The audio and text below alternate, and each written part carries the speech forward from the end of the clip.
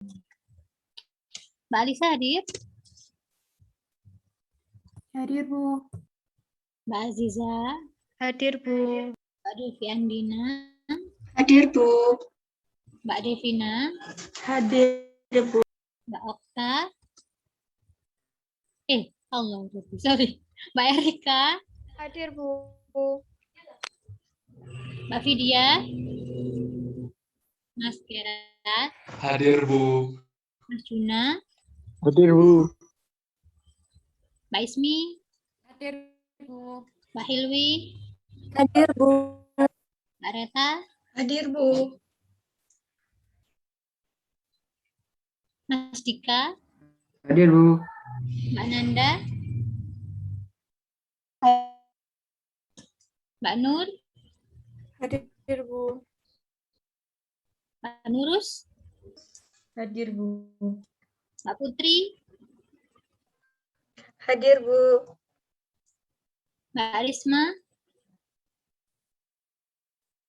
Hadir, Bu. Mas Rizky? Hadir, Bu.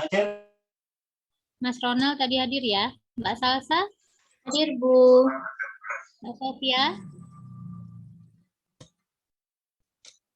Mbak Sofia Itu hadir? putus, Bu, di Sophia katanya. Oh gitu. Tapi di sini hadir ya? Ya nggak cek. Mbak Syifa? Hadir, Bu. Oke. Ini untuk pertemuan hari ini presentasinya tentang pengembangan kerja tim. Betul ya? Sudah siap? Iya, Bu. Kelompok yang presentasi? Ya, silakan. Izin share screen. Ya, silakan.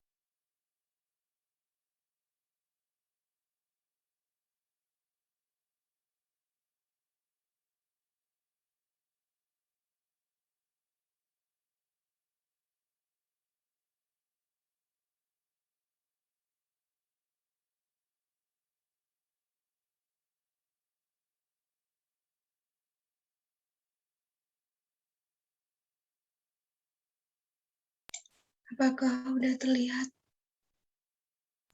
Sudah. Oke.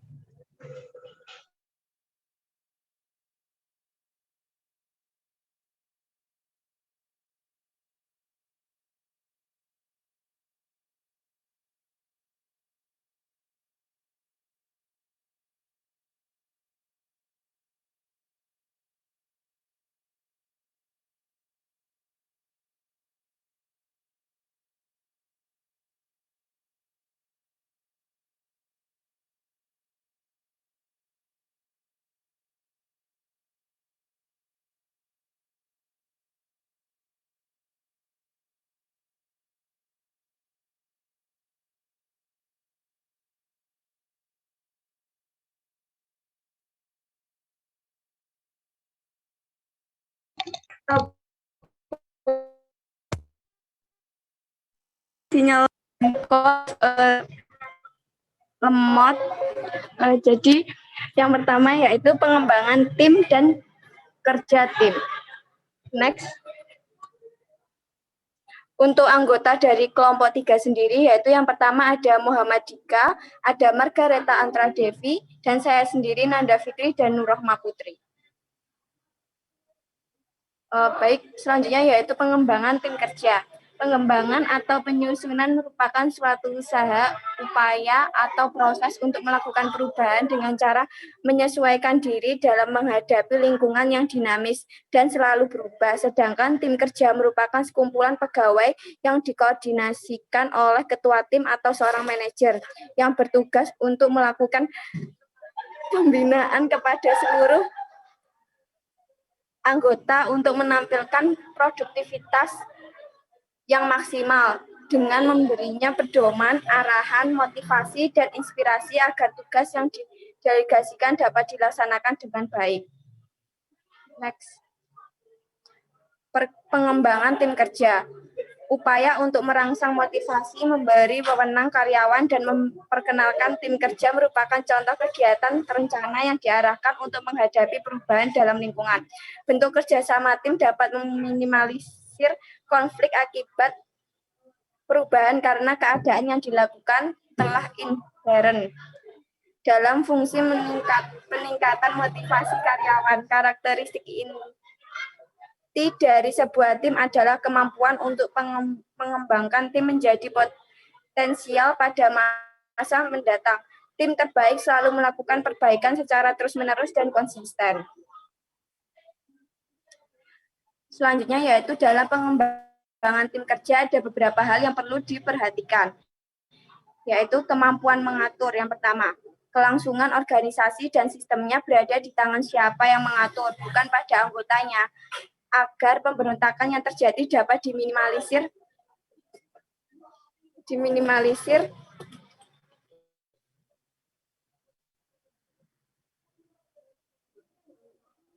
Biasanya tugas tersebut diisi oleh jabatan ketua atau manajer, di mana ketua atau manajer tim tersebut harus bisa mengatur setiap anggotanya agar dapat menjalankan tugas sesuai dengan job desk-nya masing-masing, sehingga kelangsungan kerja sama tim dalam mencapai tujuan dapat terlaksana dengan baik. Selanjutnya yaitu ada pengendalian. Tim dikatakan terbaik apabila memiliki kemampuan sistem termasuk nilai dan memiliki sikap responsif untuk dikendalikan oleh pimpinannya.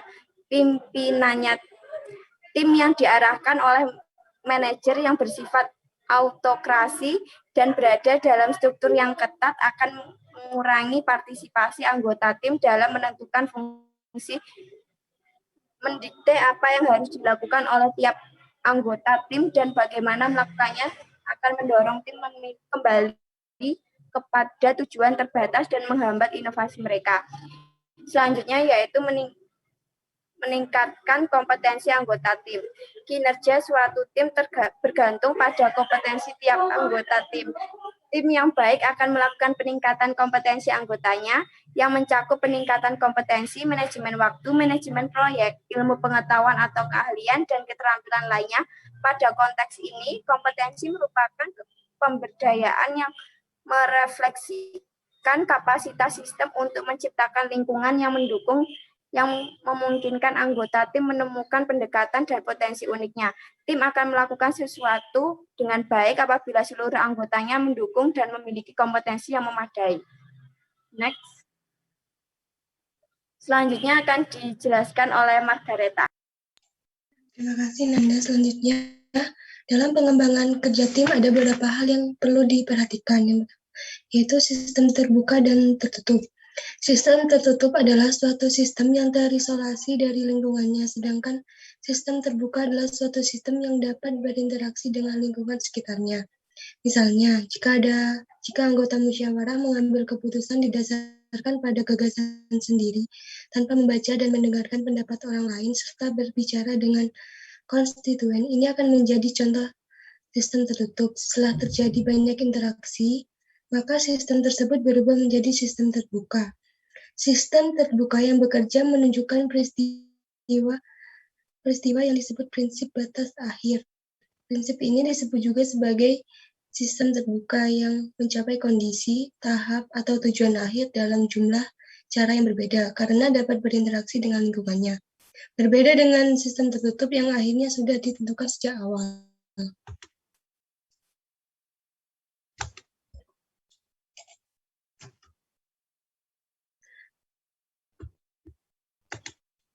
Kerja tim adalah sekelompok kecil orang yang dengan keahlian pelengkap yang memiliki komitmen terhadap tujuan dan maksud tujuan kinerja dan pendekatan yang sama, serta bertanggung jawab secara mutual. Menurut KBBI, tim berarti kelompok atau regu, sedangkan kerja dalam KBBI diartikan sebagai yang pertama itu kegiatan melakukan sesuatu, yang kedua kegiatan sesuatu yang dilakukan untuk mencari nafkah atau mata pencaharian. Yang ketiga, perayaan yang berhubungan dengan perkawinan, hitanan, pesta perjamuan, sehingga kerja tim dapat diartikan sebagai kegiatan untuk melakukan sesuatu secara berkelompok ataupun beregu. Teamwork atau kerja tim merupakan serangkaian nilai, sikap, dan perilaku dalam sebuah tim. Tim kerja tidak selamanya terdiri dari sekumpulan orang dengan gaya, sikap, dan cara kerja yang sama. Perbedaan antar anggota tim justru merupakan kekuatan atau potensi yang akan membuat tim menjadi kreatif, produktif, dan inovatif. Untuk mendapatkan kerjasama tim yang baik, perlu ditumbuhkan sikap-sikap atau perilaku positif antar anggota tim, seperti misalnya kebiasaan yang saling mendengarkan, berempati sehingga tercipta komunikasi yang baik, saling memberi dukungan kepada anggota tim yang dibutuhkan, dan adanya apresiasi terhadap kontribusi atau pencapaian yang diperoleh dari anggota tim. Sebuah tim kerja akan menjadi penentu berhasilnya perjalanan organisasi. Melalui kerjasama dan koordinasi, sebuah tim seringkali mampu menyelesaikan semua tugas-tugas secara efektif.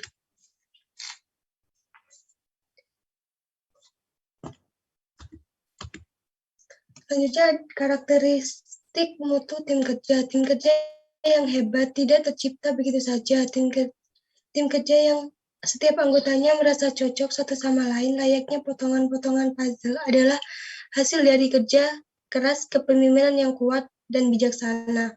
Mutu tim kerja yang baik dapat dilihat dari karakteristik tim kerja tersebut. Ada 6 karakteristik yang diperlukan untuk membentuk tim yang solid. Antara lain, yang pertama itu ada setiap anggota tim memiliki kecerdasan emosional. Yang kedua, kolaborasi antara introvert dan ekstrovert. Yang ketiga, setiap anggota tim saling berbagi dan memahami tujuan bersama. Yang keempat, memiliki waktu untuk berhumoria. Yang kelima, mereka berkomunikasi secara proaktif. Yang terakhir, kepemimpinan yang kuat sebagai fondasinya. Selanjutnya akan dijelaskan oleh Dika. Nah, baiklah. Karakteristik pertama untuk membentuk tim yang solid, yaitu setiap anggota tim memiliki kecerdasan emosional. Nah, tim yang solid tidak hanya memiliki keterampilan teknis, tetapi juga kecerdasan emosional. Bahkan, penelitian telah menunjukkan bahwa kecerdasan emosional lebih penting daripada IQ dari masing-masing anggota. Jika masing-masing anggota tim memiliki kepedulian atau kepekaan sosial, maka hal itu akan berdampak pada kualitas kerja tim yang lebih baik.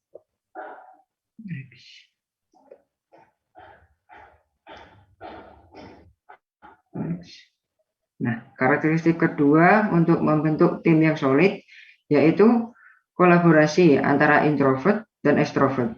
Nah, di sini biasanya kan kita berpikir bahwa orang yang terbuka atau extrovert adalah dia yang menjalankan tugas atau menjalankan doors, yaitu pemain yang berada di garis depan, atau biasanya dianggap sebagai anggota tim yang lebih baik atau yang lebih kompeten karena mereka terlihat lebih banyak dan mudah bergaul dengan orang lain. Orang yang dengan sifat extrovert biasanya melakukan hal-hal dengan tergesa-gesa dan tidak jarang hasilnya tidak sesuai dengan yang diharapkan orang lain.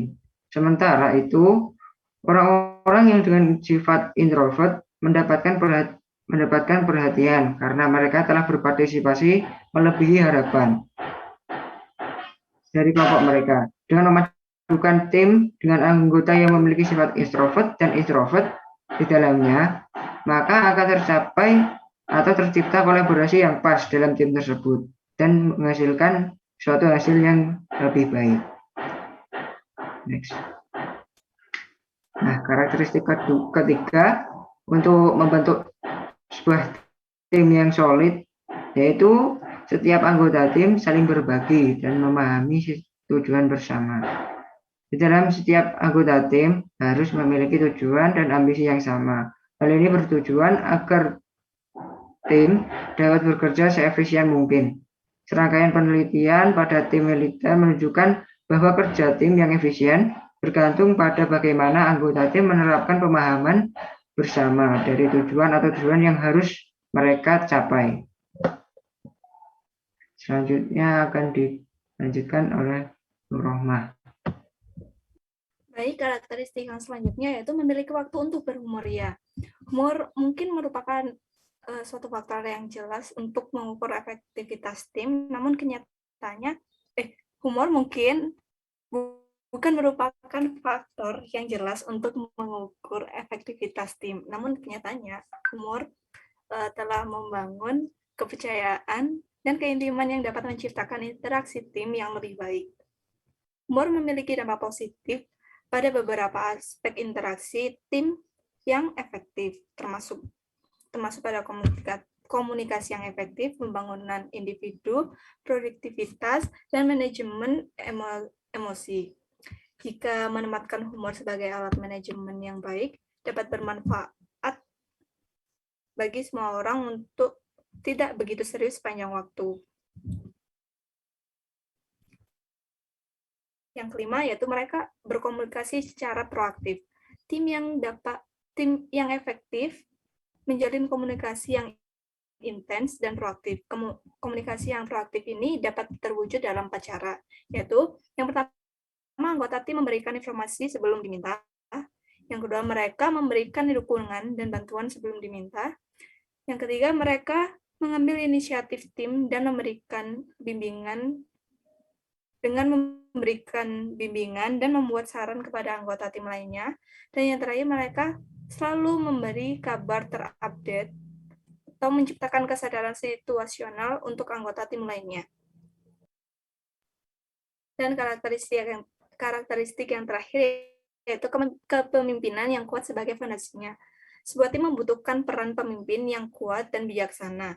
Peran pemimpin tidak hanya sekedar memberi contoh dan motivasi anggota tim, tapi juga memberikan umpan balik yang efektif dan untuk memelihara soft skill yang dibutuhkan. Peran pemimpin pun menjadi lebih penting karena dia adalah orang yang bertanggung jawab untuk memperkerjakan orang yang tepat, mendorong komunikasi yang baik, dan memastikan anggota tim berbagi cerita yang sama. Sekian presentasi dari kelompok kami. Apakah ada yang dipertanyakan? Baik, saya ambil alih. Terima kasih kepada kelompok 3 yang telah menyampaikan materi. Sebelumnya mohon maaf karena di awal tadi terdapat kendala dari saya sebagai moderator. Untuk selanjutnya, kita akan memasuki sesi tanya jawab. Bagi tiap-tiap kelompok, dapat memberikan minimal 1 pertanyaan kepada kelompok 3. Saya persilahkan untuk kelompok yang lain untuk bertanya dengan menyebutkan nama dan asal kelompok. Dipersilahkan. Sebelumnya izin bertanya. Silakan. Ya, saya perkenalkan, saya Salsabila dari perwakilan kelompok 5. Di sini saya mau bertanya. Tadi kan itu di PPT menjelaskan tentang kolaborasi antara introvert dan ekstrovert ya. Terus saya bertanya begini, bagaimana contoh nyata cara dalam membangun kerjasama antara introvert dan ekstrovert itu? Contohnya bagaimana? Terima kasih. Terima kasih kepada Mbak Salsa atas pertanyaannya. Untuk kelompok 3, apakah pertanyaan yang ditanyakan oleh Mbak Salsa sudah dapat dimengerti? Sudah, terima kasih. Baik. Baik, sambil menunggu jawaban dari kelompok 3 atas pertanyaan Mbak Salsa, apakah ada dari kelompok lain yang ingin bertanya? Saya persilahkan dengan menyebutkan nama dan asal kelompok. Permisi, mohon izin bertanya.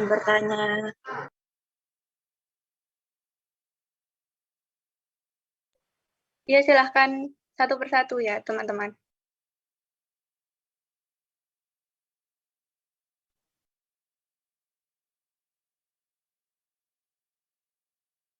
Ya, silahkan, ayo. Monggo Rizky duluan aja. Baik, dipersilakan. Jadi di sini saya mewakili pertanyaan dari Putri Riau Cantika dari kelompok 4. Jadi pertanyaannya seperti ini.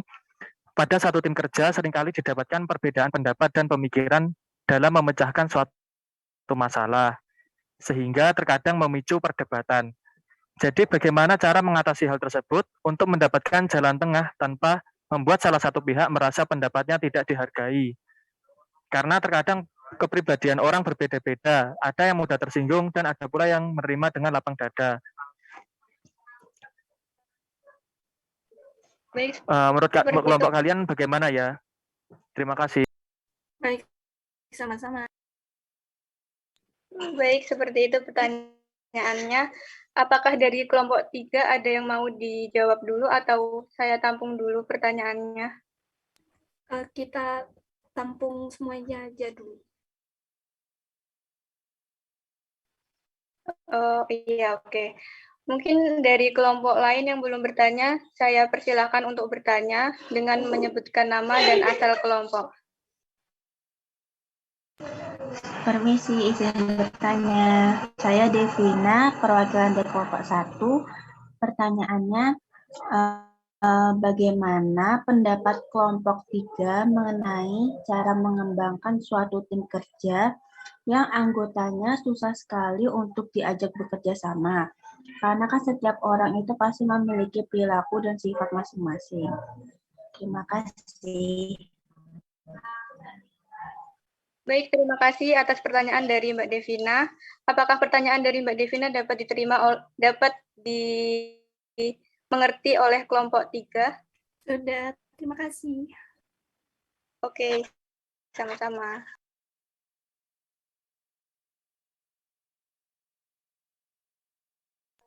Baik, apakah ada kelompok lain lagi yang ingin bertanya? Saya persilahkan dengan menyebutkan nama dan asal kelompok.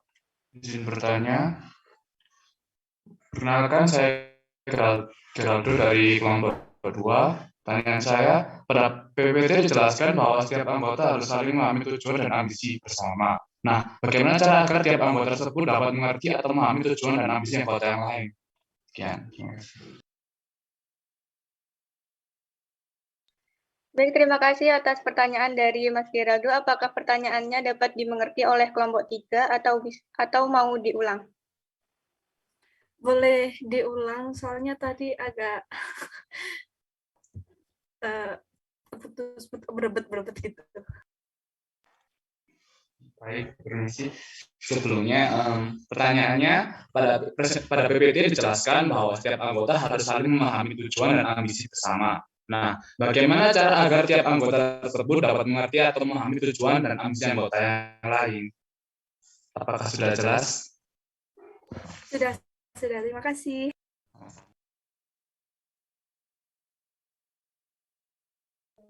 Baik, apakah dari kelompok 3 sudah bisa menjawab dari pertanyaan-pertanyaan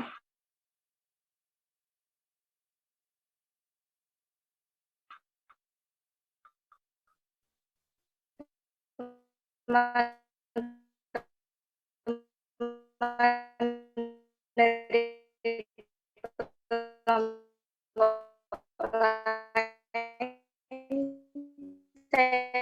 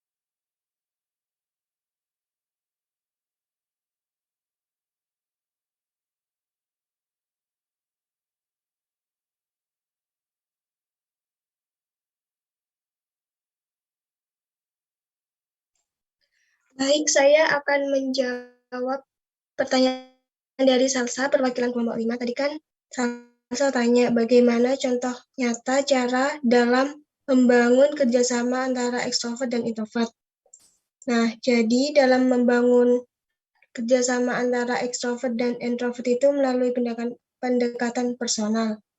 Jika yang introvert benar-benar tidak membuka diri di sosial, dimulai dari anak ekstrovert yang mendekati si introvert tersebut dengan cara memberi kesan baik di awal agar dia merasa nyaman, dan juga kita bisa mengikuti hal-hal yang dia sukai dulu, dan perlahan kita ajak keluar dari zonanya. Tetapi bukan berarti kita merubah dia menjadi introvert.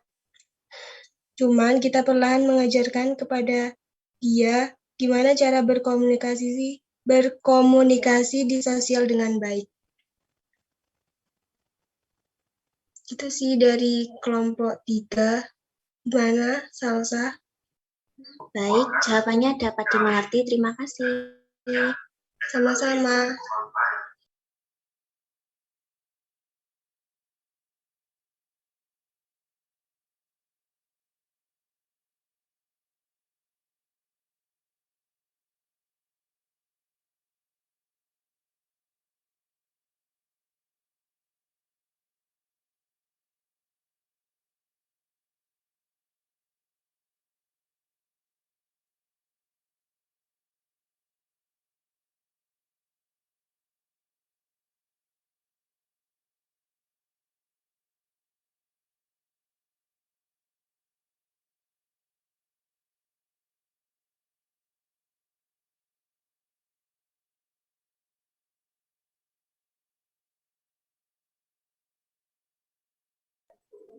Baik, terima kasih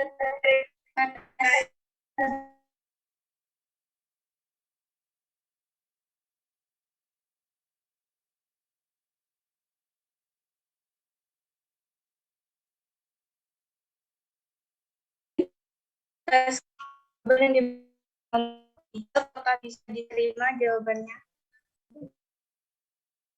Sudah bisa.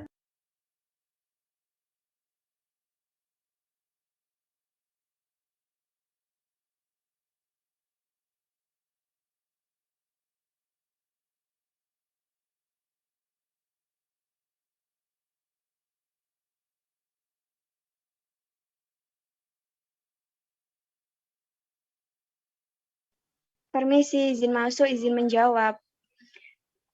Ya, perkenalkan nama saya Nanda, ingin menjawab pertanyaan dari kelompok 4 dari Mas Rizky.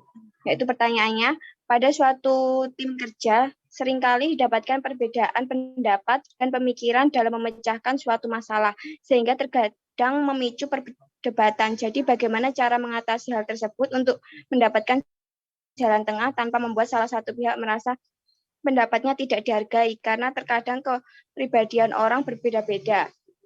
Untuk jawabannya sendiri menurut dari kelompok 3 yaitu kita kasih penjelasan dulu. Yang pertama itu kalau kita itu sedang berada di kelompok tim kerja gitu. Jadi otomatis kita itu memiliki banyak sekali pendapat dari setiap orang. Dan untuk mengambil keputusan sendiri itu harus berdasarkan musyawarah, semua anggota itu berdiskusi memilih keputusan yang baik, jalan tengahnya seperti apa. Setelah itu jika ada orang yang tersinggung, kembali lagi ini itu adalah keputusan bersama dan kita itu ada di kelompok tim kerja gitu. Jadi kita harus memiliki rasa lapang dada dan menerima keputusan yang sudah diambil bersama. Begitu. Apakah dari Mas Rizky gimana jawabannya?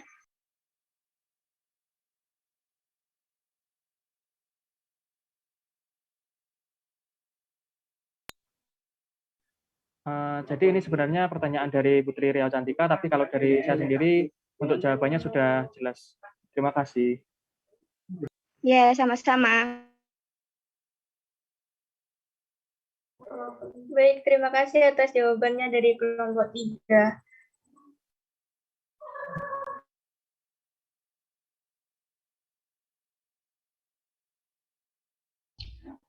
Permisi, izin masuk. Saya Muhammad Dika Aditya Putra, izin menjawab pertanyaan dari kelompok 1 yang ditanyakan oleh Devina. Yang mana Devina bertanya, bagaimana pendapat kelompok kalian mengenai cara mengembangkan suatu tim kerja yang anggotanya susah sekali untuk diajak kerjasama. Karena setiap anggota pada suatu tim memiliki perilaku dan sikap yang berbeda. Nah, menurut kelompok kami, ya pasti setiap orang memiliki sifat yang berbeda-beda. Nah, dari situ kita harus mempunyai kesadaran masing-masing untuk mau saling membantu. Dan juga harus diingat bahwa tujuan awal dibentuk sebuah kelompok kerja itu untuk apa. Nah, jadi setiap orang harus saling menghormati dan menghargai orang lain, agar orang lain bisa menghargai diri kita sendiri. Pastinya dalam anggota kelompok itu akan ada ketua kelompok, dan ketua kelompok itu juga harus bisa memimpin, mengatur anggotanya agar bisa saling membantu sama lain, agar kelompok itu bisa berjalan dengan baik sesuai tujuan awal kelompok itu dibentuk. Terima kasih. Apakah jawabannya bisa membantu? Baik, terima kasih atas jawaban yang diberikan oleh Mas Dika. Apakah jawaban dari Mas Dika dapat diterima? Terima kasih atas jawabannya Mas Dika, sangat bisa dimengerti. Terima kasih. Izin menjawab. Dari kelompok 2, Geraldo, tadi dijelaskan bahwa setiap anggota harus saling memahami tujuan dan ambisi bersama. Bagaimana cara agar setiap anggota tersebut dapat mengerti atau memahami tujuan dan ambisi anggota yang lain. Nah, kita itu harus mempunyai kesadaran diri kalau kita ingin masuk ke dalam suatu kelompok tersebut. Jadi kita itu tahu kalau dalam kelompok tersebut tiap anggotanya itu sifatnya berbeda. Dan harus tahu juga tujuan kelompok itu dibentuk untuk apa. Nah, karena tadi setiap anggotanya berbeda, jadi kita itu harus bisa saling menghargai dan menghormati pendapat atau tujuan masing-masing anggota tersebut. Begitu.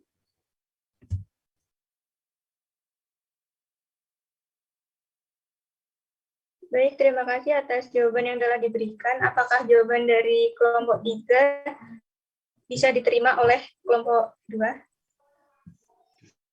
Bisa, terima kasih. Sama-sama. Baik, terima kasih. Baik, karena sudah tidak ada pertanyaan lagi dan pertanyaan yang ada sudah dijawab semua oleh kelompok 3, mungkin sesi tanya jawab dapat saya akhiri. Terima kasih kepada kelompok 3 yang telah menyampaikan materi dan menjawab pertanyaan. Terima kasih juga kepada teman-teman kelompok lain yang sudah bertanya. Saya Putri Riau Cantika selaku moderator pamit undur diri. Mohon maaf jika ada salah kata. Terima kasih. Wassalamualaikum warahmatullahi wabarakatuh. Saya kembalikan ke Bu Wahyuni. Waalaikumsalam warahmatullahi wabarakatuh. Waalaikumsalam warahmatullahi wabarakatuh. Terima kasih Mbak Putri dan kelompok 3 atas presentasinya dan semuanya yang telah berpartisipasi di proses presentasi hari ini ya. Oke, kita kasih aplaus untuk semuanya.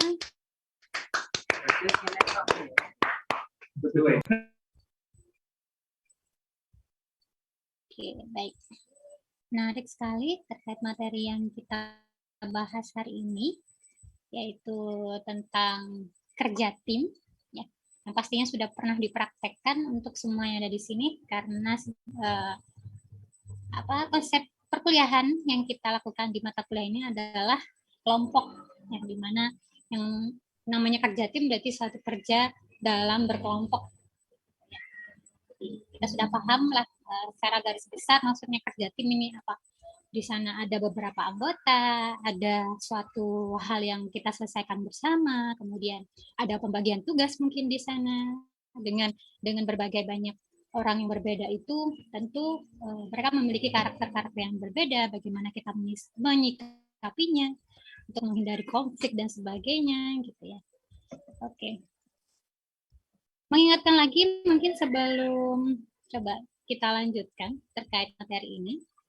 Seperti biasa ya, mungkin ada yang belum mengisi rubrik, silahkan diisi rubriknya sesuai yang ada di kolom chat, linknya. Oke, mungkin ada yang baru gabung. Nah, silahkan diisi, kemudian jangan lupa juga untuk diunggah di LMS ya, hasil diskusi hari ini, apa yang perlu ditambahkan, silahkan ditambahkan. Oke. Mengawalinya, saya ingin menunjukkan sesuatu, nanti setelah ini silahkan dikomentari. Ya.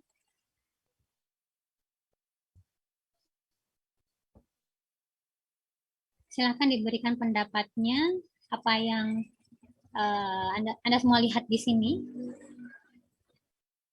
terkait kerja tim tentunya.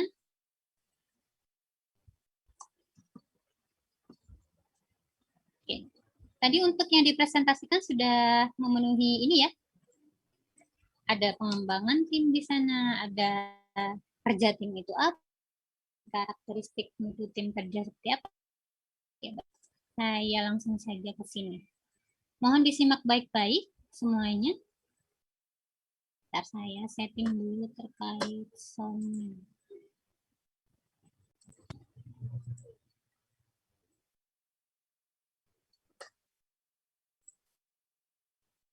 Oh, bentar.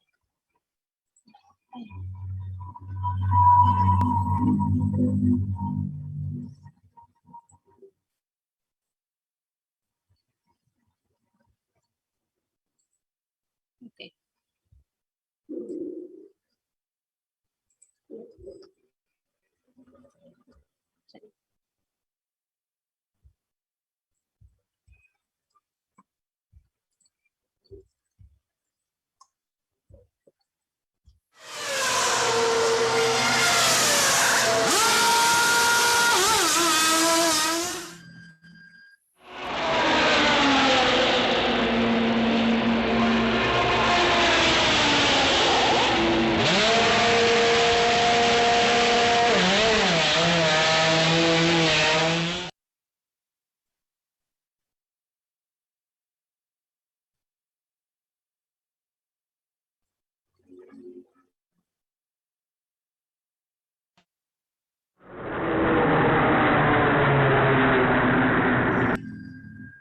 Oh. Iya.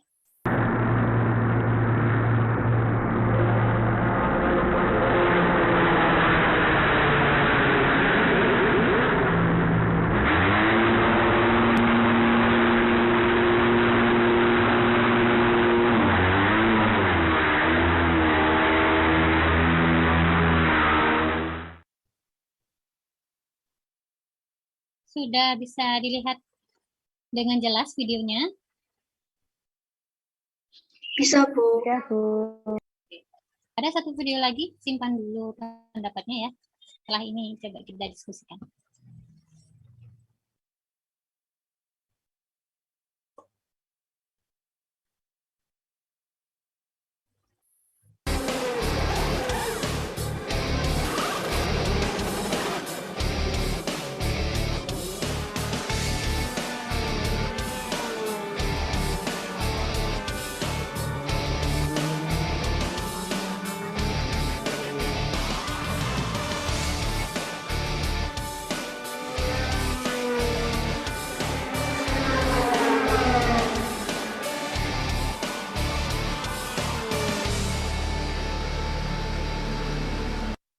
Two of Brad Keselowski now onto pit road. You see the number of laps. Right front wheel is. Yeah, and you see the number of laps of Brad Keselowski, Rain. You're starting to see their hand there, Kelly, on how long they can run. And it sounded like Brad maybe didn't. Oh, and you see he's just hit a crew member. So this is a disastrous stop for Brad Keselowski. He went through his pit stall. He didn't hear Paul Wolf, his crew chief, call him in the lap before, so they're a lap behind. And now just disaster as he went through his pit box. He saw the crew member get hit in a tire, go flying into the two. They have had issues with pit stops before. It's one of the things that Paul Wolf told me they want to work on in these next 6 races ahead of the chase. Now take another look. Coming onto pit road and into his pit stall, he's just too fast. Hope all these guys are okay. Obviously, that was a big fall, but see all the brake dust on the left front wheel. I just wonder they were using so much brake, and we're going to see a lot of brake dust here, but I just wonder if he's using so much brake that the brakes didn't work the way he was anticipating them to. You know, sometimes it's easy to, you know, you're trying to get in pit road as hard as you can. You're trying to get your stall as hard as you can. The car just didn't get stopped. I mean, obviously, it's, you know, falls on Brad, but I just wonder if he didn't anticipate it because the brakes weren't working quite as effectively as he had planned on. Sorry about that, guys. Just locked the front stuff. Couldn't get him to come back.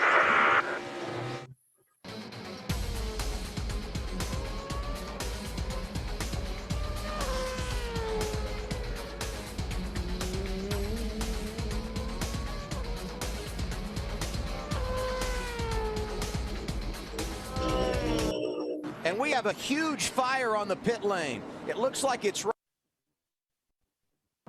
And we saw O'Brien. To a driver underneath that splitter. Yeah. And, you know, for a driver, normally when the jack is dropped, that's his signal to go. So, you know, Carl Edwards did what he's supposed to do, but he just didn't quite get out of the way quick enough.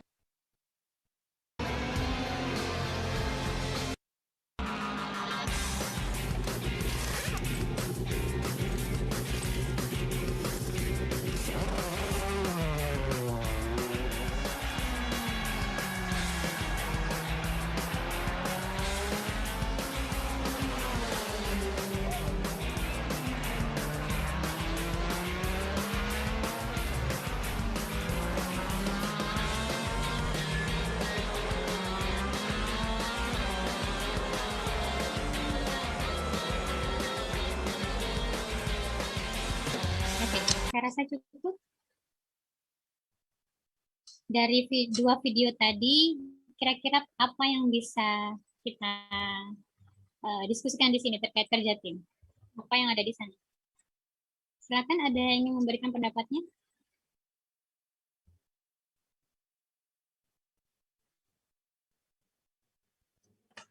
Untuk video yang pertama, kita lihat bentuk kerja timnya seperti apa di sana. Video yang kedua, kerja timnya seperti apa. Oke, ada yang memberikan pendapatnya, silakan. Permisi Bu, saya izin untuk memberikan pendapat. Silakan Mbak Devina. Jadi untuk yang video pertama itu yang mobil merah itu, pada saat membenarkan atau merepair mobilnya itu, antara tim dengan supirnya itu memiliki suatu komunikasi, kemudian kerjasama antar timnya itu juga sudah terlatih, dan intinya kalau tidak adanya komunikasi kemungkinan bakal hancur seperti video yang kedua itu Bu. Sudah Mbak Devina? Sudah itu saja Bu. Oke, terima kasih Mbak Devina. Jadi inti dari yang dapat dilihat dari Mbak Devina adalah perlu adanya komunikasi yang baik antara anggota tim, baik yang drivernya maupun yang tim mengganti ban dan sebagainya, atau istilahnya pit stop gitu ya. Oke, yang lain gimana? Permisi Bu, saya izin menambahkan. Iya Mbak Devi.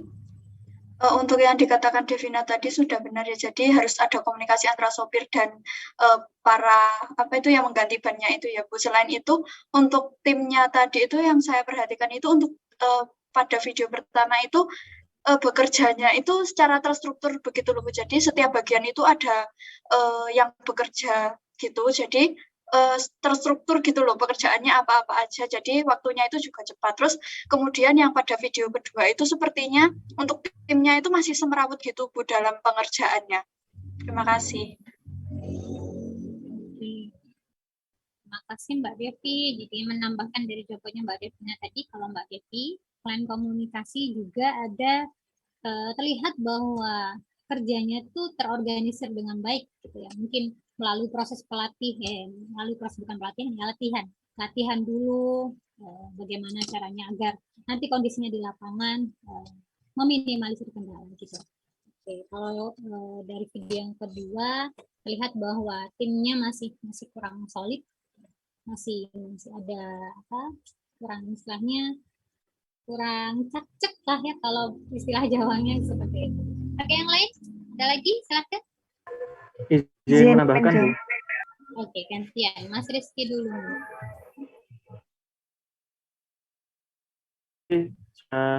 Menjelaskan bahwa kerjanya yang di video 1 itu kan terstruktur. Jadi sebenarnya ini kan kalau yang dibicarakan Mbak Dewi kan tentang tugasnya ya. Jadi kalau di video 2 pun sebenarnya sudah terstruktur pembagian tugasnya. Ada yang memasang ban, ada yang mengangkat mobil. Jadi sebenarnya semua orang di situ mempunyai tugas masing-masing. Tetapi kembali lagi perlu adanya chemistry dan komunikasi yang baik gitu Bu. Jadi nggak hanya dari masing-masing mekanik, tetapi juga si drivernya itu juga harus memiliki komunikasi dan chemistry yang baik dengan pekerja yang lain, Bu. Begitu, Bu, menurut saya, Bu. Oke, terima kasih Mas Rizky. Bisa langsung disambung Mbak Sofia?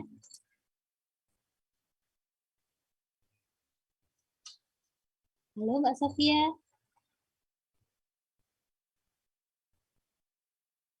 Permisi Bu Sofia, masih ada kendala jaringan. Oh, iya. Ya. Mengulas kembali dari yang disampaikan oleh Mas Rizky sebenarnya. Iya. Oh iya, silakan Mbak Sofia. Mohon maaf Bu, ada kendala jaringan. Ya, silakan. Kalau menurut saya itu pada video pertama itu kayak semua anggota dari tim itu sudah gercep dan persiapannya itu baik. Misal ban mobilnya itu kayak sudah disiapkan sebelum mobilnya tadi datang. Kemudian kalau pada video kedua itu saya perhatikan tadi masih kayak mengambil ban padahal mobilnya itu sudah mau datang. Terus kemudian drivernya itu juga sepertinya kurang sabaran karena kan pada intinya di setiap anggota tim itu memiliki karakteristik sifat yang berbeda-beda. Seperti itu, Bu. Jadi kayak belum saling mengerti, saling memahami satu sama lain. Seperti itu, Bu. Terima kasih Mbak Sofia. Jadi saya rangkum jawaban dari Mas Rizky dan Mbak Sofia tadi. Yang namanya suatu kerja tim itu berarti perlu yang istilahnya itu chemistry di sana ya. Perlu ada keterikatan di sana. Saling memahami. Si drivernya harus meskipun kondisinya sedang menyetir gitu ya, tidak bisa cek satu persatu. Setidaknya harus paham, oh bahwa bantu ini udah siap. Oh bahwa bantu ini belum. Misal harus ada feeling seperti itu. Kemudian terkait pembagian tugasnya yang sudah terbagi-bagi, ada yang bagian pegang ban, ada yang bagian ngambil ban, ada yang bagian masang atau nyopot murnya, ada yang bagian ngangkat mobilnya. Itu sudah harus sesuai dengan tugasnya masing-masing, fokus pada tugasnya masing-masing, gitu ya. Jadi biar dengan terbatasnya waktu itu tadi semuanya bisa berjalan dengan baik seperti yang ada di video pertama. Harus ada komunikasi yang baik di sana, pemahaman terkait tugas masing-masing juga ada, tidak saling ikut campur dengan tugas yang lain, karena biar hasilnya bisa maksimal. Bisa kita rangkum seperti itu terkait tim kerja yang ditunjukkan oleh dua video tadi. Nah, ini sebagai penutup, ada kalimat penting di sini. Menurut saya silakan diperhatikan.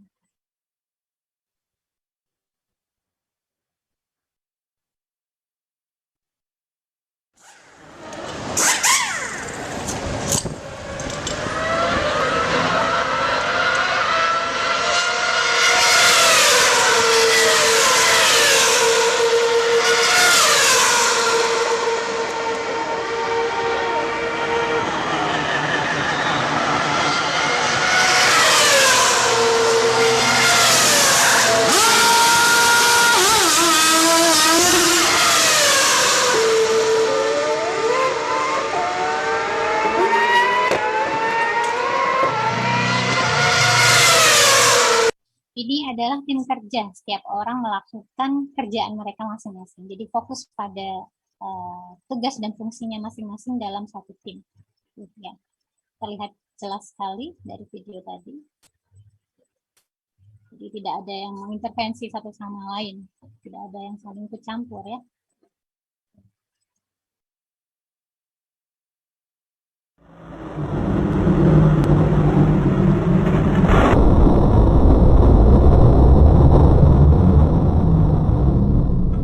Bagian nyopot, ada yang bagian pasang, sesuai dengan waktu persamaan kanan kiri.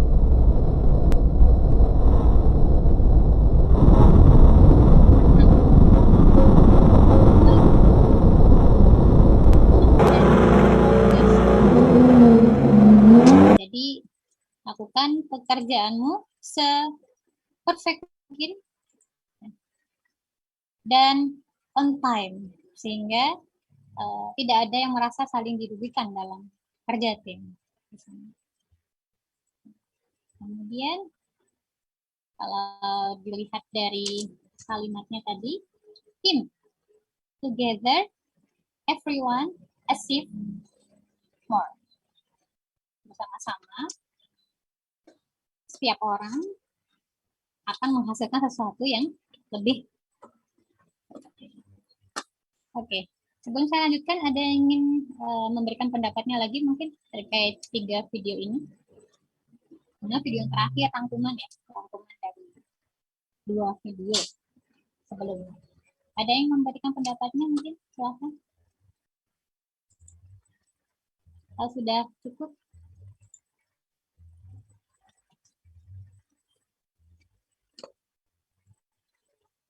Cukup ya. Oke, baik.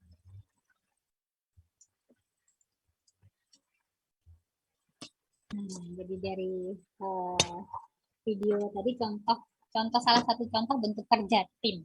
Bentuk kerja tim yang jelas dalam pembagian tugasnya, jelas dalam pembagian perannya masing-masing, yang satu sama lain fokus pada tugasnya masing-masing, sehingga tujuan dari kerja tim yang diinginkan bisa tercapai secara maksimal. Oke. Tentu tidak terlepas dengan yang namanya komunikasi yang baik di sana, nyambung sama materi pertemuan kemarin ya. Komunikasi yang baik di sana, kemudian ada pemahaman dengan menjalin hubungan yang baik untuk memahami karakter. Kalau ini kaitannya terkait teknis ya, dari video tadi terkait teknis. Mungkin kalau dari pengalaman kerja tim di kelompok inilah, apa pengalamannya terkait kerja tim? Apa yang bisa digali di sana? Terkait mungkin kelebihannya, kekurangannya, apa yang perlu dievaluasi, kemudian tindak lanjutnya seperti apa, kemudian dari situ kira-kira yang dikatakan kerja tim yang baik itu yang seperti apa, bisa memberikan pendapatnya, silakan, sesuai dengan pengalamannya masing-masing di kelompoknya masing-masing, karena kelompoknya selalu sama.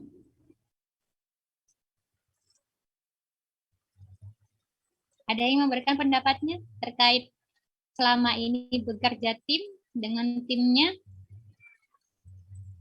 saling mengevaluasi. Di sini mungkin ada yang perlu dievaluasi. Kalau sudah baik ya silakan dikatakan sudah baik. Kalau ada yang perlu dievaluasi ya kita evaluasi bersama. Sehingga nantinya kalau ada kerja tim lagi bisa meminimalisir kesalahan, kekurangan dan sebagainya.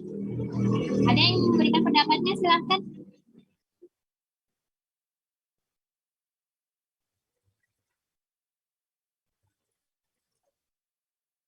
Yang sedang off cam masih di tempat kan ya? Wah, langsung on cam. Masih, Bu. Masih. Mbak Nanda sepertinya di mana-mana, ada di Mbak Devina dan di Mbak Sofia. Saya perhatikan tadi satu kos. Iya Bu, satu kos, di sinyal saya nggak bisa Bu, jadi saya gonta-ganti Bu device-nya. Mohon maaf ya Bu. It's okay, nggak apa-apa. Ayo.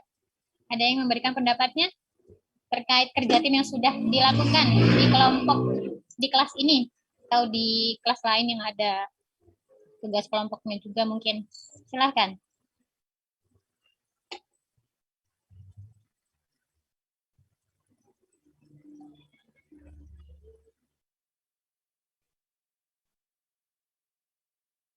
Halo?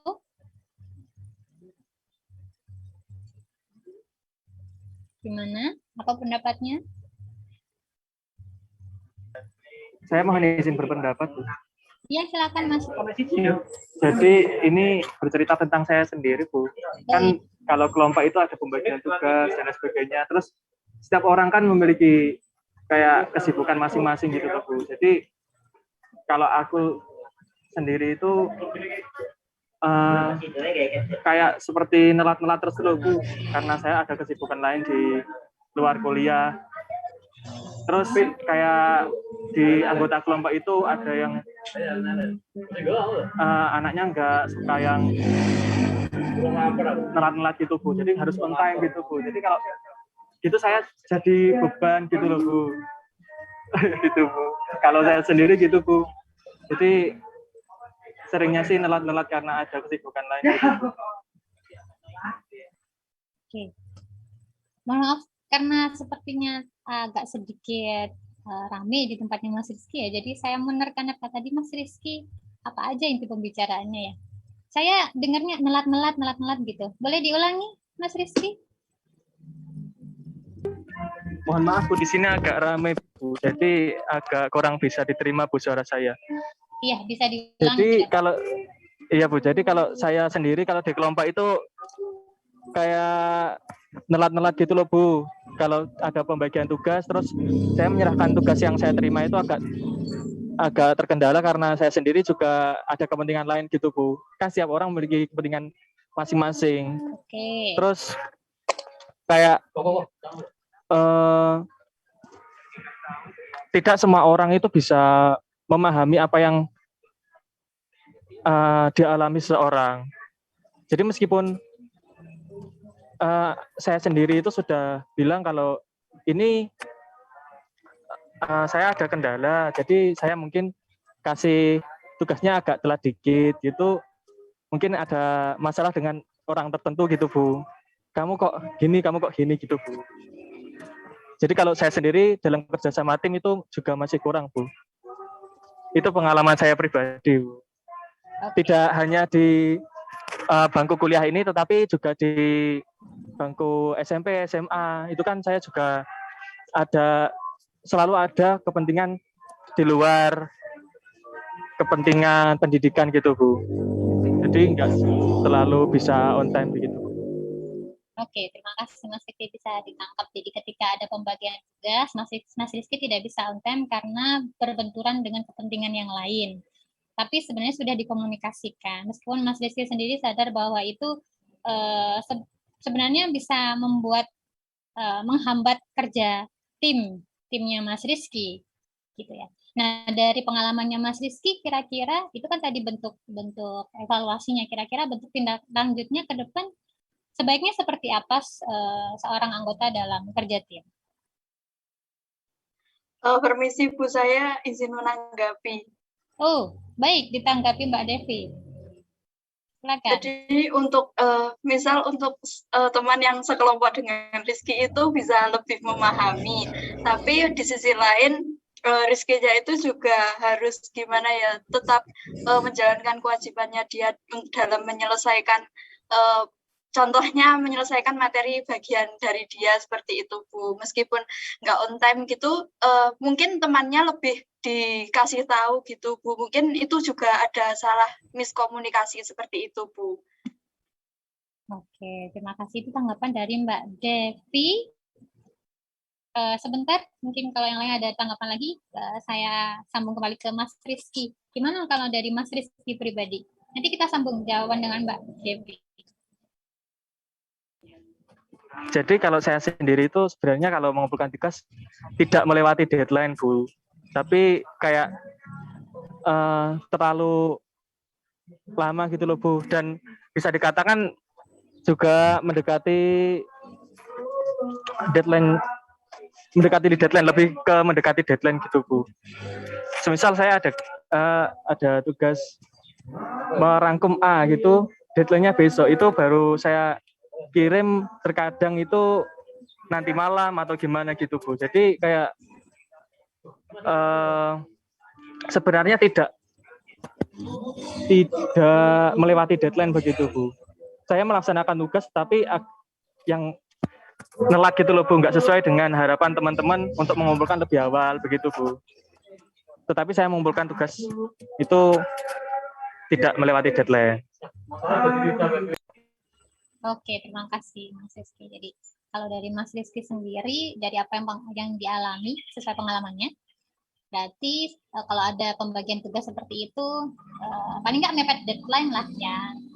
Karena mungkin biasanya kadang karakter orang tuh bisa keluar semua inspirasinya atau seluruh tenaganya untuk mengerjakan tugas tuh kalau mepet deadline. Ada yang seperti itu.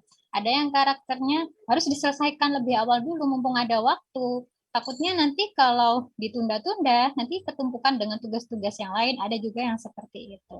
Jadi karakter tiap orang beda-beda. Harus ada pemahaman di sana dari tiap anggota tim. Nyambung dari jawabannya Mbak Devi tadi ya. Harus ada pemahaman dari tiap anggota tim. Kemudian harus ada komunikasi yang baik di sana terkait kendala juga dan sebagainya. Kemudian jika memungkinkan untuk ada backup bisa ditawarkan, atau mungkin bagi yang ingin di backup-i merasa ini tanggung jawab saya gitu. Saya akan berusaha semaksimal mungkin terkait tugas yang dibebankan ke saya, yang diamanahkan ke saya, sebisa mungkin saya akan kerjakan sendiri. Oh tidak, terima kasih, nanti akan saya usahakan semaksimal mungkin.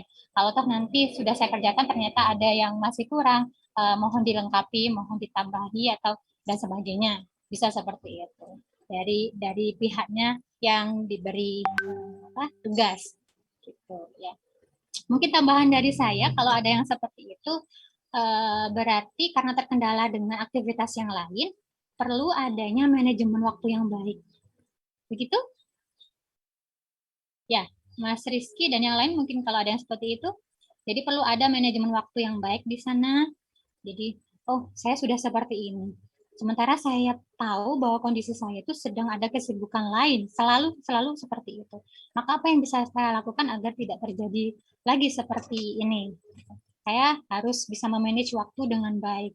Misalkan mulai dari tidur, mulai sebelum tidur itu bisa di list dulu kira-kira apa besok yang harus saya lakukan. Aktivitas apa saja yang saya lakukan besok. Ada apa saja ke depannya. Jika memang ada tugas yang tidak bisa diselesaikan secara sebentar, maka apa yang saya lakukan? Oh, saya harus menyicilnya.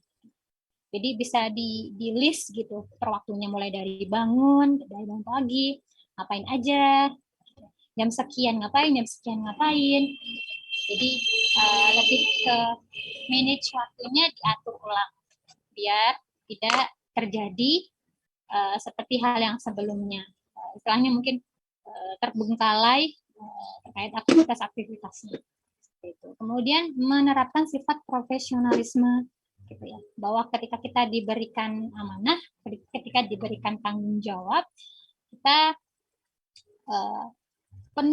punya rasa penuh tanggung jawab di sana, harus menyelesaikan semampunya, sebisa mungkin, semaksimal mungkin, bukan malah menelantarkan tugas-tugas itu, bahkan kondisinya kan tugas itu bisa jadi sangat penting.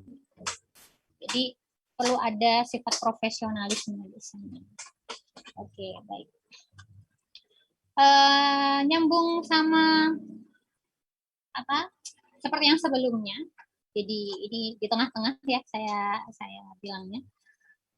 Kira-kira kaitannya materi hari ini dengan materi sebelumnya. Jadi tetap saya tanyakan hal ini biar saling menyambung antara materi. Kira-kira apa?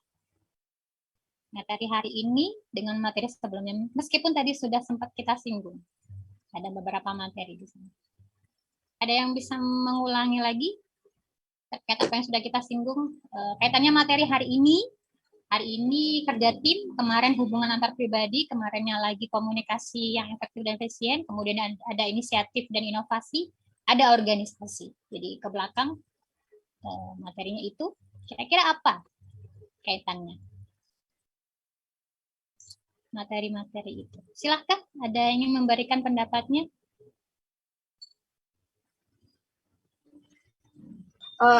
Izin masuk Bu, izin memberi tanggapan.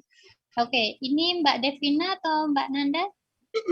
Mbak Nanda Bu, Oke. Mohon maaf sebelumnya. Ya, kalau menurut saya dengan kaitannya dengan yang materi kemarin itu, hubungan antar pribadi itu kan kita kan berkomunikasi dengan orang lain, terus bekerja sama dengan orang lain, itu kan membutuhkan hubungan yang baik gitu Bu dengan orang lain, sama dengan kita kayak kerja bersama kelompok sama gitu, harus bekerja dengan baik seperti itu. Terus pasti kayak kerja kelompok itu kan ada organisasi juga, itu pasti butuh memunculkan inovasi-inovasi yang baru seperti itu. Dan di kelompok juga itu pasti butuh kayak berkomunikasi yang secara efektif gitu Bu. Jadi itu agar nyambung dalam satu kelompok itu, agar komunikasinya itu biar berjalan lancar dan tujuannya itu bisa tercapai seperti itu. Terima kasih. Oke, terima kasih Mbak Nanda. Ada lagi mungkin yang menambahkan dari jawabannya Mbak Nanda? Satu lagi.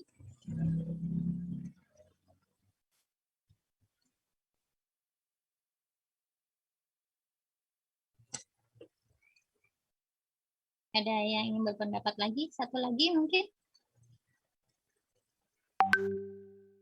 Silakan.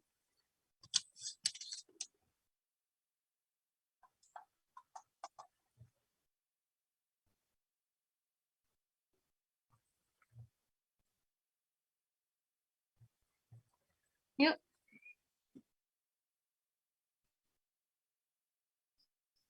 Menambahkan, Bu. Silakan Mas Dika. Mohon maaf sebelumnya jika salah ya, Bu. Nah, dalam sebuah tim atau sebuah kelompok kan pasti kita memiliki sebuah inovasi dan inspirasi mengapa kita membuat tim tersebut. Nah, dalam tim tersebut kita kan juga harus menghargai satu sama lain supaya yang mana tujuan awal dibentuknya sebuah tim itu bisa tercapai dengan semaksimal mungkin. Nah, dengan di situ kan tim pasti terdapat banyak orang yang mana dengan bisa berjalannya tim tersebut bisa berjalan dengan baik, pasti membutuhkan komunikasi antara anggota tim itu bisa berjalan dengan baik. Jika komunikasi atau bisa miskom, maka pasti akan sangat mempengaruhi kinerja tim tersebut. Nah, dari situ kita bisa mengambil kesimpulan bahwa di dalam sebuah tim kita harus saling menghargai, harus kita mempunyai tanggung jawab apa yang harus kita kerjakan dalam tim tersebut. Kita harus saling berkomunikasi agar tidak terjadi miskomunikasi dan bisa memperlambat tujuan yang harus dicapai. Seperti itu, Bu. Oke, terima kasih Mas Dika. Hampir sama lah ya yang disampaikan oleh Mbak Nanda dan Mas Dika. Jadi saya rasa cukup ya. Jadi kalau misalkan hubungan antara materi hari ini dengan sebelum-sebelumnya, saya tambahkan seperti ini. Di dalam suatu organisasi, ketika untuk mencapai visi misinya atau tujuan dari organisasi yang sudah ditetapkan, tentu di sana butuh yang namanya kerja tim. Kerja tim yang baik, kerja tim yang solid, sebagainya. Nah, untuk bisa mencapai atau membentuk kerja tim yang baik, kerja tim yang solid itu tadi, dibutuhkanlah hubungan antar tiap anggota, hubungan yang baik, dijalin hubungan yang baik dengan mengenal satu sama lain, dengan mengenal karakter satu sama lain, seperti yang disebutkan oleh kelompok 3 tadi. Di sana ada yang introvert, adanya extrovert, dan sebagainya. Jadi perlu ada pemahaman di sana. Oh, teman saya ini introvert. Biasanya orang yang cenderung introvert itu tidak banyak bersosial, tidak banyak berkomunikasi, tapi lebih banyak ke aksi dan berpikir dulu sebelum beraksi. Kemudian yang satunya ada yang ekstrovert. Yang ekstrovert ini lebih bisa untuk bersosial, lebih bisa untuk berkomunikasi dengan yang lain. Bisa kita manfaatkan untuk proses diskusi. Mungkin yang introvert kesulitan ketika berbicara, nanti bisa yang menyampaikan adalah yang ekstrovert itu tadi untuk menyambung apa yang dipikirkan oleh yang si introvert tadi. Perlu adanya hubungan yang baik di sana. Kemudian ketika ingin melakukan suatu inovasi yang dibutuhkan curah gagasan dulu ya, atau curah ide-ide dulu, perlu yang namanya komunikasi yang efektif, yang tidak bertele-tele, yang tidak kemana-mana, arahnya fokus pada apa yang dibicarakan, fokus pada tujuan akhir dari yang dibicarakan. Jadi bisa seperti itu ya. Nah, tadi di kelompok 3 yang dipresentasikan oleh kelompok 3, sepertinya saya belum menemukan istilah pengembangan tim kerja yang ada 4. Tadi disebutkan tidak ya? Nanti bisa dikonfirmasi ya kalau sudah disebutkan atau belum. Forming, pembentukan tim, storming, kemudian ada norming, ada forming. Performing. Tadi disebutkan tidak dari kelompok 3? Saya agak sedikit lupa tadi. Disebutkan apa belum ya? Gimana? Dari kelompok 3 boleh ditanggapi? Tadi disebutkan atau tidak ya? Saya lupa.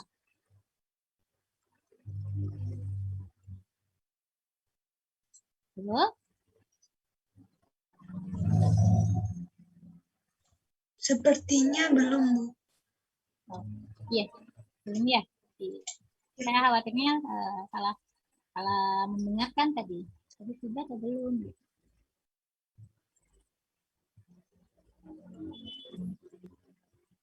Jadi ini sebenarnya nyambung sama materi sebelumnya juga terkait pengembangan tim kerja.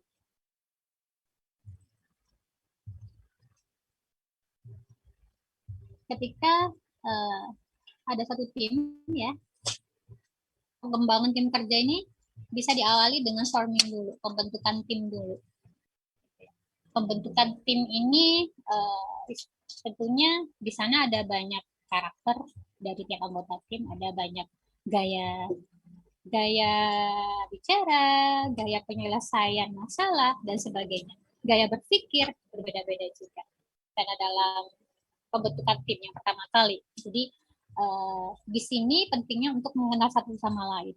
Kemudian materi terkait hubungan antar pribadi di tahap ini diperlukan sekali, gitu ya. Karena tujuannya untuk mendekat antar anggota dalam tim. Kemudian di sana bisa dibentuk komitmen dulu tiap individu. Komitmen dalam artian bagaimana menjaga kesolidan dalam tim, bagaimana menjalankan tanggung jawab amanah yang diberikan dalam suatu tim untuk menyelesaikan pekerjaan tertentu. Bagaimana agar bisa bersikap profesional di sana, bagaimana mengatur atau strategi waktu, manajemen waktu ketika mengerjakan pekerjaan tim. Jadi diawali dengan tahap ini dulu. Nah, sudah kenal satu sama lain, sudah terbentuk. Ini juga adalah mengendalikan ego dengan tadi kalau tidak salah di pertanyaan ada bagaimana kalau dalam satu tim itu ada yang berbeda pendapat, bagaimana menengahinya. Kalau tidak salah saya tadi mendengar ada yang bertanya seperti itu. Nah, ini pentingnya di tahap pertama ada komitmen dulu dari tiap individunya. Ada komitmen bahwa dalam tim jelas pendapat itu bisa beda-beda. Bagaimana memposisikan diri masing-masing untuk mengesampingkan ego. Jadi tidak menganggap bahwa pendapatnya selalu benar dan harus selalu disetujui oleh kelompok, tidak. Bagaimana cara mengolah emotional question, ya, kondisi emosi itu agar tidak atau agar konflik-konflik dalam tim itu bisa diminimalisir. Kemudian lanjut ke curah gagasan. Ini sudah masuk ke ranah bagaimana menyelesaikan suatu pekerjaan tim itu. Tujuan dari pekerjaan tim itu apa? Jadi sudah masuk ke ranah curah gagasan. Di sana bisa muncul inisiatif, bentuk kreativitas yang harapannya nanti menciptakan suatu inovasi.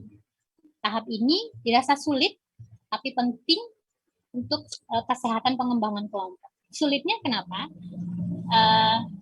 Tiap individu harus mau mendengarkan pendapat dari orang lain yang mungkin dengan sudut pandang yang berbeda.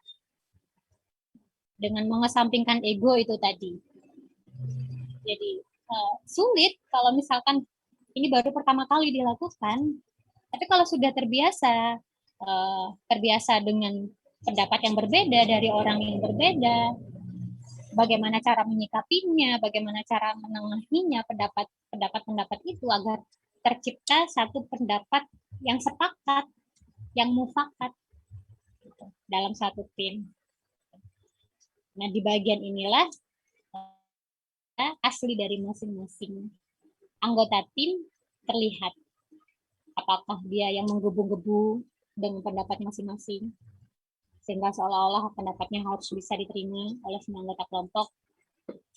Apakah mereka yang cenderung diam, meskipun di kepalanya banyak sekali ide, atau mungkin yang diam tapi pikirannya tidak di situ. Jadi bisa terlihat di sini. Mana yang aktif, mana yang pasif, mana yang proaktif, dan sebagainya. Jadi terlihat di situ. Nah, kalau sudah Lanjut ke penormaan. Ya, belajar mengatasi perbedaan di antara anggota tim dengan mengesampingkan ego itu tadi. Jadi mungkin kalau di awal-awal komitmen diri sendiri dulu, kemudian lanjut ke curah gagasan, storming ini sudah mulai tahu karakter masing-masing dari tiap anggotanya seperti apa. Baru karena sudah mulai dekat, sudah mulai kenal satu sama lain, karakter satu sama lain, lanjut ke pembentukan aturan-aturan dasar, gitu ya, prosedur-prosedur formal yang sudah mulai dianggap serius. Nanti kalau ada yang berpendapat, kita dengarkan dulu, jangan langsung ditanggapi. Misal hal-hal sepele seperti ini perlu ditekankan juga, bisa jadi seperti itu dalam tim. Kemudian ketika untuk mengambil keputusan, sebisa mungkin kita satukan pemikiran, satukan sudut pandang. Kita lihat bagian sisi baik, sisi buruknya. Kita lihat bagian kelebihan, kelemahan. Bisa kita lihat dari situ. Sehingga untuk meminimalisir perbedaan pendapat yang memicu konflik. Oke. Kemudian mengatur strategi gimana caranya agar tujuan itu bisa tercapai dengan baik. Nah, strategi ini bisa dilihat dari inisiatif-inisiatif yang muncul tadi sebagai salah satu bentuk kesepakatan pencapaian tujuan. Nah, kalau sudah terbentuk hal itu semua, baru aksi, yaitu performing, menunjukkan kinerja masing-masing, ya, dengan harapannya bersikap produktif, ya, menyelesaikan tugasnya masing-masing dengan maksimal, dengan tepat waktu atau mepet deadline. Yang penting tidak melebihi deadline, kemudian bersikap proaktif. Jadi kalau misalkan ada yang kurang dipahami bisa tanya dengan anggota tim. Ini maksudnya ini tuh apa sih yang bagian saya ini, tugas ini tuh maksudnya apa? Bisa tanya. Kemudian tugas saya ini udah selesai, kira-kira apa ya yang kurang, apa yang perlu ditambahi? Atau tugas saya ini udah selesai, kira-kira apa ya yang perlu bisa saya bantu mungkin agar bisa lebih cepat terselesaikan tugas yang kita laksanakan, tugas yang kita kerjakan, bisa seperti itu. Jadi ada sikap proaktif di sana, tidak pasif gitu ya. Gitu. Kemudian menunjukkan kesetiaan pada tim, solid, ya. Ada rasa memiliki dalam tim. Gitu. Kemudian dari situ mendorong untuk menjadi pribadi atau individu yang bermutu. Jadi masih nyambung sama materi kedua dulu ya, yang disampaikan oleh kelompok 2 kalau tidak salah, terkait budaya mutu di tingkat personal, di tingkat individu, kerja, institusional. Kemudian peduli terhadap tim, karena tim ini dianggapnya sebagai satu keluarga. Kalau ada kegagalan salah satu orang, ini bisa menyebabkan kegagalan tim. Seperti tadi di video yang sebelumnya tadi, ada satu yang gagal melaksanakan tugasnya, maka gagallah pekerjaan tim itu, sehingga bannya bisa copot di tengah jalan. Termasuk saat drivernya terburu-buru, jadi yang lain tidak bisa melaksanakan tugasnya secara maksimal, sehingga tidak maksimal juga proses pit stopnya tadi, yang mengganti ban dan sebagainya tadi. Oke, itu terkait pengembangan tim kerja. Ada yang ingin didiskusikan mungkin sampai sini?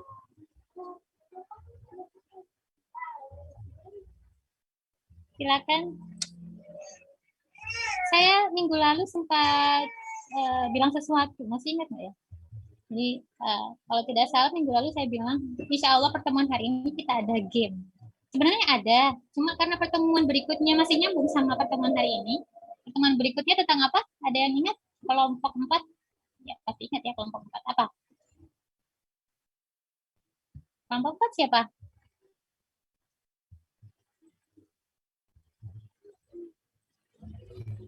Pertemuan berikutnya materinya tentang apa? Ayo, kelompok 4.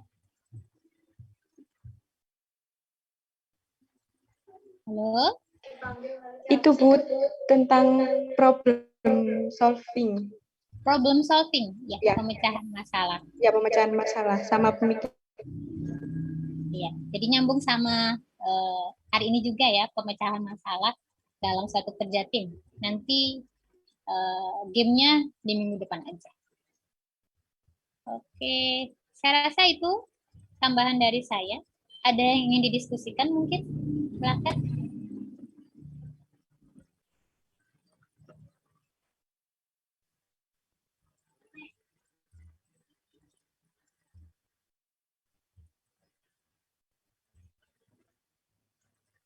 Gimana? Ada yang ingin didiskusikan atau ada yang ingin dicurhatkan mungkin? Bertanya, Bu. Oh iya, silakan Mas Ronald. Gini, Bu. Tadi kan udah dibahas juga tentang karakteristik dan ya berbagai macam lah gimana pembentukan tim. Sebelum kalau dilanjutkan, Ya, Bu. mohon maaf ini tadi barengan sama suaranya kendaraan jadi kurang jelas, bisa diulangi silakan. Ya, Bu, tadi kan udah dibahas juga karakteristik juga kepribadian tadi kan, Bu. Tiap anggota dari tim juga. Nah, ini dalam pembentukan kelompok misalnya di kelas kan, Bu, emang ada yang kita bisa menentukan sendiri, ada yang emang acak gitu kan ya, Bu. Nah, itu juga bisa kita aplikasikan di sebuah organisasi juga, Bu. Taruhlah kalau dalam di kelas, mungkin dalam di kelas kita sudah saling mengenal. Tapi kalau di organisasi cara acak kan juga belum saling mengenal. Cara mengatasi biar kita bisa cepat beradaptasi dengan karakteristik yang berbeda-beda itu gimana ya, Bu? Dari Ibu sendiri gitu. Karena saya kan juga mengikut organisasi, Bu, selama di kampus. Nah, dalam suatu acara gitu kan, Bu. Saya kan ada bidang, misalnya saya masuk ke bidang dokumentasi gitu, Bu. Nah, di bidang dokumentasi ini ada gitu beberapa orang yang kepribadiannya tuh kayak bertolak belakang untuk bisa diajak kerjasama dengan saya. Dan sampai sekarang tuh aku tuh belum dapat gimana, Bu, beradaptasi untuk mengatasi teman yang seperti itu biar kerja itu maksimal gitu, Bu. Jangan terbebani ke saya aja gitu. Menurut Ibu gimana? Oke. Saya agak itu ya, nanti bisa dikonfirmasi kalau saya kurang tepat terkait pertanyaannya Mas Ronald. Soalnya maaf agak sedikit ramai di sini. Itu dekat jalan raya jadi kebetulan ada kendaraan di luar. Oke, dari pertanyaannya Mas Ronald, ketika kita berada dalam suatu organisasi, ada dalam suatu tim, sementara pembentukan tim tertentu itu kita belum kenal dengan karakter masing-masing anggotanya, gitu ya Mas Ronald ya. Kemudian bagaimana cara kita untuk lebih cepat beradaptasi karena kondisinya pekerjaan ini harus segera diselesaikan dengan cepat karena terbatas waktu.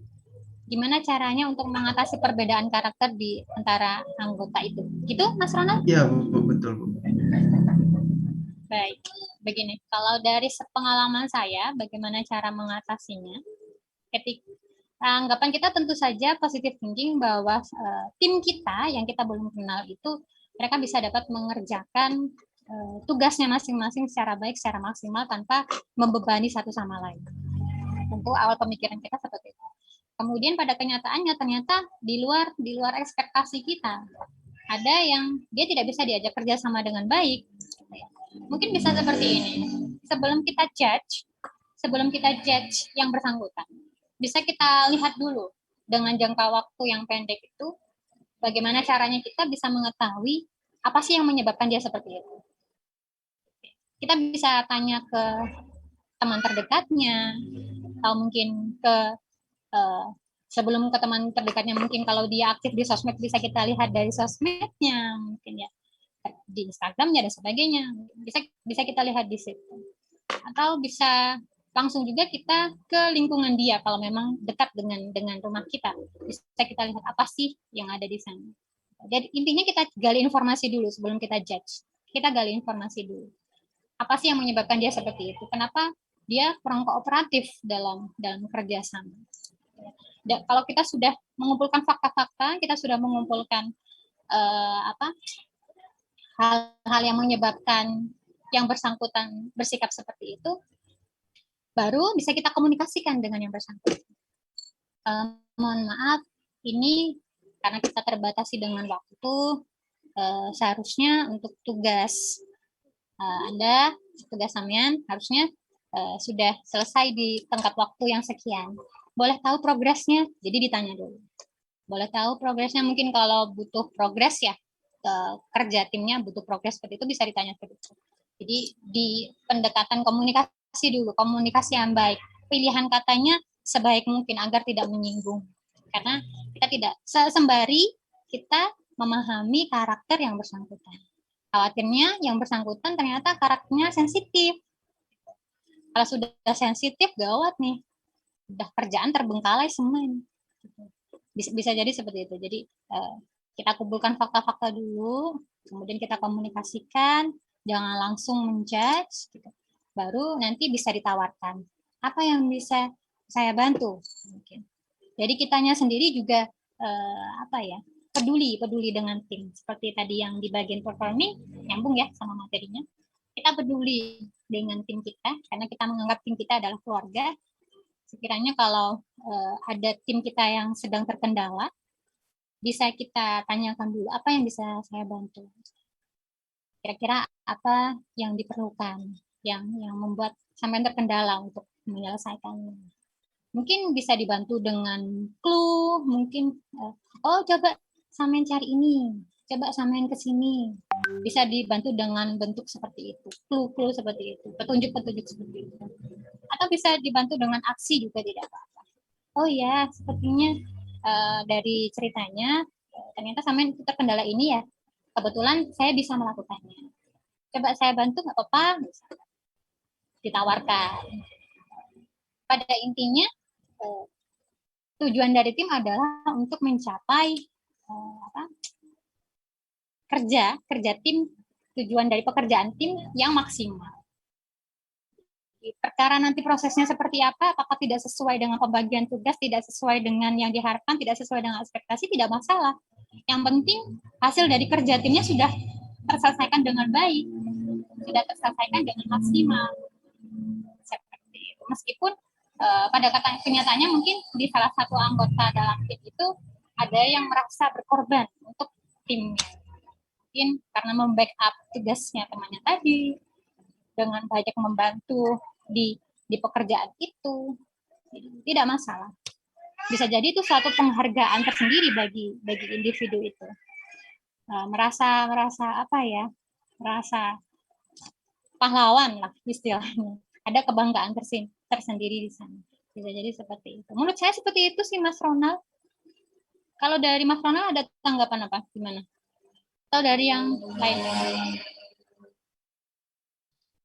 Dari saya cukup membuka juga sih Bu, karena awalnya memang juga sebenarnya pusing, cuman dari tanggapan Ibu juga agak sedikit ya gimana ya Bu, kayak mendapat pencerahan lah bagaimana mengatasi teman-teman atau dalam anggota di organisasi yang seperti itu Bu, karena ya selama saya ikut organisasi juga ya begitulah Bu keadaannya, ada beberapa anggota yang seperti itu. Terima kasih sebelumnya Bu. Sama-sama Mas Ronald. Jadi memang kondisinya sedang dalam tahap belajar ya, saya kira. Semua yang kita lakukan di sini, apalagi mahasiswa ketika ikut organisasi, itu sebelum terjun ke masyarakat yang benar-benar di sana pasti ada banyak orang yang karakternya beda-beda. Jadi tahapannya belajar terkait emotional question tadi. Disinggung oleh kelompok 3, emotional question di sana penting sekali. Sebelum nantinya kita terjun ke masyarakat yang sesungguhnya. Yang lain mungkin ada yang punya pendapat lain terkait yang ditanyakan Mas Ronald, atau ada yang punya cerita lain? Maaf Bu, izin bertanya. Oh, bertanya. Silakan Mbak Sofia. Ya, ini pengalaman saya di SMA ya Bu. Oh, ya. Kan pada saat pembagian kelompok itu memilih sendiri. Nah, ada teman saya, salah satu teman saya itu kayak, saya cuma pengen sama orang ini, gitu Bu. Dan pada saat kan kemudian biar lebih adil itu diacak. Nah, setelah diacak itu ternyata teman saya tidak mendapatkan tidak sekelompok sama teman yang diinginkan. Kemudian hasil kerjanya itu kayak males-malesan karena kayak grundel. Kenapa saya tidak sekelompok sama dia, gitu Bu? Seperti itu, bagaimana Bu kayak pendapat Ibu? Oke. Pendapat saya sebenarnya masih belum saya tangkap. Kayaknya dari pertanyaannya Mbak Sofia itu masih ada hal yang ingin ditanyakan lebih spesifik. Oke, baik. Kalau untuk hal seperti itu, bagaimana tanggapan menyikapi yang bersangkutan gitu ya Mbak Sofia ya? Gini.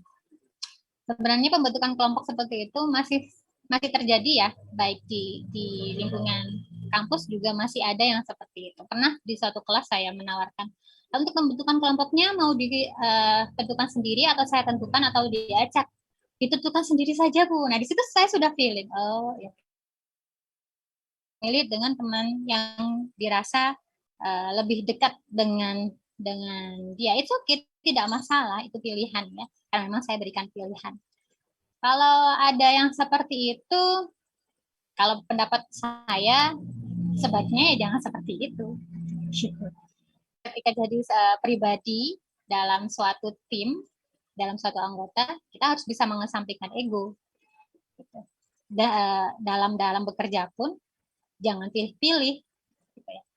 Karena nanti saat kita terjun di masyarakat pun, kita juga tidak bisa memilih. Kita akan bekerja dengan siapa, yang karakternya seperti apa. Jadi mungkin kalau karakter kesehariannya kita bisa tahu ya. Tapi kalau dalam kerja tim, kita sudah tahu, oh si A ini. Harusnya saya bisa sekelompok sama dia biar bisa efektif kerjanya. Ternyata nggak sama dia, ya udah saya malas aja. Seharusnya pikiran seperti itu juga dihilangkan.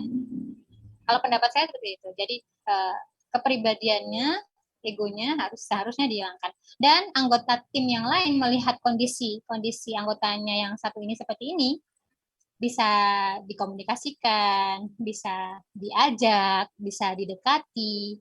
Jadi biar temannya yang ini tadi yang punya perasaan seperti itu merasa enaklah kerja dengan tim yang sudah ditentukan tadi.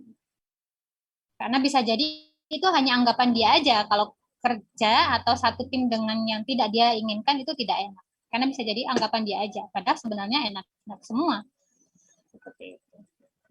Mbak Sofia bisa ditangkap pernyataan saya dan Mbak Sofia keluar seperti ini. Yang lain gimana? Dari pertanyaannya Mbak Sofia bisa ditangkap?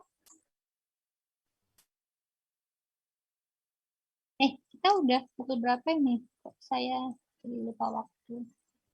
No, kurang 1 menit lagi. Gimana Mbak Sofia? Bisa ditangkap?